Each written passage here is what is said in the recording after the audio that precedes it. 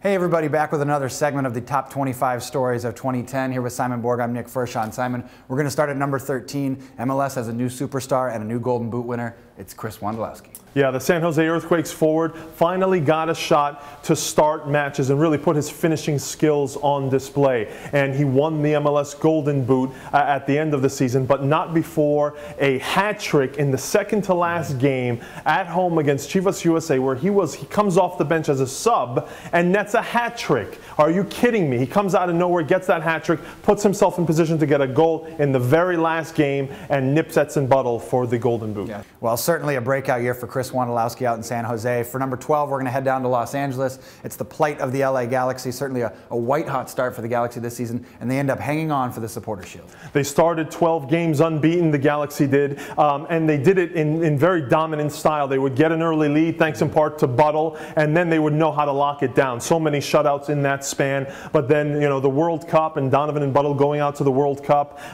began to catch up to them, and teams started to get out to early leads against the Galaxy, and it came apart a little bit in some games at the end of the season, but still good enough to win the Supporters' Shield. Yeah, a dramatic year in LA. What would you expect from a team outside of Hollywood? And at number 11, we'll head to Europe, where it's Clint Dempsey who led Fulham to the Europa League final. Simon, obviously the big moment for Clint comes in that round of 16 match against Juventus. A great goal for the U.S. international. Yeah, the goal that clinches passage into the quarters, a sublime chip awarded by the BBC as the sporting moment of the year in England. A fairy tale run for Fulham on its way to the final. After Juventus, they knock out Wolfsburg, then Hamburg. They couldn't overcome Atletico Madrid in the final hurdle, but this is one of the fairy tale European runs we'll be hearing about for a while. Well, back to MLS for number 10. It's a great season for a very proud franchise down in Dallas. An MVP in David Ferreira, a breakthrough performance for Kevin Hartman back on the scene now, and Dallas a 19-game unbeaten streak, a new single-season record for MLS. Yeah, and what was most impressive to me about that run is that they had injuries along the way. Dax McCarty went down, George John and Ugo Ihemelu, their two central defenders,